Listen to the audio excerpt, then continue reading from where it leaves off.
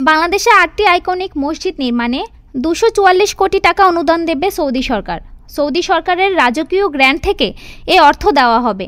২৭ জুলাই সচিবালয়ে ধর্ম উপদেষ্টা ডক্টর আফম খালিদ হোসেনের সঙ্গে সাক্ষাৎকালে ঢাকাস্থ সৌদি দূতাবাসের রাষ্ট্রদূত ডক্টর আবদুল্লাহ জাফর এইচ বিন আবিয়াহ এ তথ্য জানান। ধর্ম উপদেষ্টা জানান, সৌদি অর্থায়নে আইকনিক মসজিদ নির্মাণের কাজ যত দ্রুত সম্ভব শুরু করা হবে। ইতোমধ্যে কয়েকটি বিভাগ থেকে এই মসজিদ নির্মাণের জন্য জমির প্রস্তাব পাওয়া গেছে।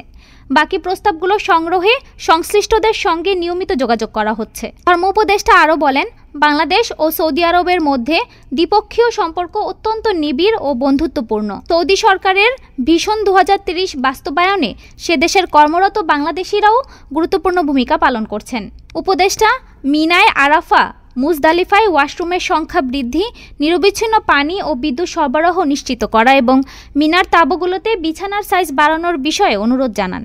রাষ্ট্রদূত এসব প্রস্তাব তার দেশের সরকার এবং হজ ও ওমরাহ মন্ত্রণালয়কে অবহিত করার আশ্বাস দেন। এছাড়া তিনি বাংলাদেশ সরকারের সঙ্গে সৌদি সরকারের সহযোগিতা আরও জোরদার করার প্রতিশ্রুতি দেন। হজযাত্রীদের লাগেজ পরিবহনে RFID ট্যাগ সংযোজন, ঢাকায় অ্যারাবিক ল্যাঙ্গুয়েজ ইনস্টিটিউট স্থাপন সহ দুই দেশের স্বার্থ সংশ্লিষ্ট বিভিন্ন বিষয় নিয়ে আলোচনা হয়। ডেস্ক রিপোর্ট, আজ বার্তা।